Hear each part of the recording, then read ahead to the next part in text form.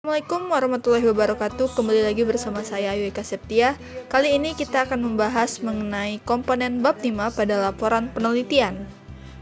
Untuk materi yang pertama, yakni tentang kesimpulan. Kesimpulan adalah pernyataan yang diambil secara ringkas dari keseluruhan hasil pembahasan atau analisis. Kesimpulan berasal dari fakta-fakta atau hubungan yang logis, dan pada umumnya kesimpulan terdiri atas kesimpulan utama dan kesimpulan tambahan.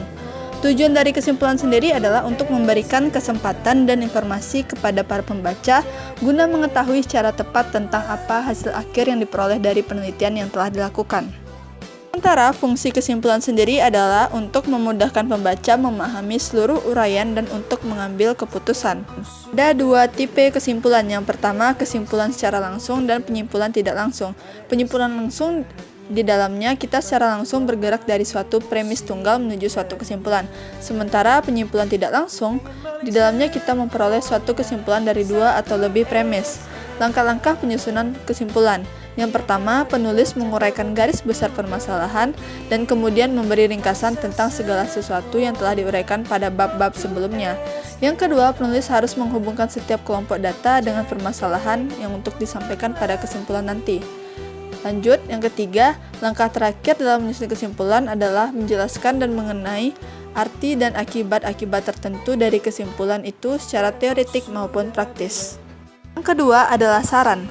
Saran diartikan dalam KBBI sebagai pendapat, usul, atau anjuran yang dikemukakan untuk dipertimbangkan.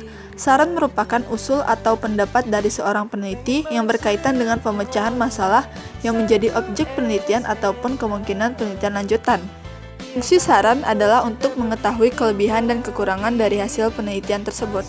Saran sendiri dirumuskan berdasarkan penelusuran yang menurut penulis dapat bermanfaat secara praktis maupun bermanfaat bagi pengembangan ilmu pengetahuan berdasarkan kedekatan objek.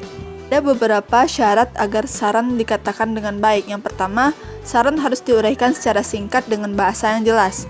Yang kedua, mempunyai sasaran objek yang jelas dan memiliki otoritas penerapan, serta dengan tindakan operasional yang memungkinkan dapat dilakukan dan disertai dengan kriteria indikator keberhasilan, dan yang terakhir berupa imbauan untuk melakukan penelitian sejenis yang menekankan pada pendalaman.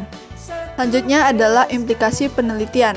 Implikasi adalah efek yang didapat ketika objek diberikan suatu perlakuan dengan sengaja maupun tidak sengaja, yang mana efek ini dapat dilihat dalam jangka waktu tertentu. Nah, ada beberapa jenis implikasi, ada 3. Yang pertama, teoritis, yang untuk mendukung dan meyakinkan penguji mengenai kontribusi terhadap ilmu pengetahuan, serta manajerial, mengulas dan membahas mengenai kesimpulan atau hasil akhir dari penelitian, serta yang terakhir metodologi, menyajikan refleksi penulis sebagai metodologi yang digunakan dalam penelitian. Salah satu contoh dari implikasi penelitian yakni pada penelitian eksperimen yang berjudul Pengaruh Pembelajaran Berbasis Masalah terhadap Hasil Belajar Biologi dan Kemampuan Berpikir Kritis Siswa SMA Negeri 1 Batang Kuis.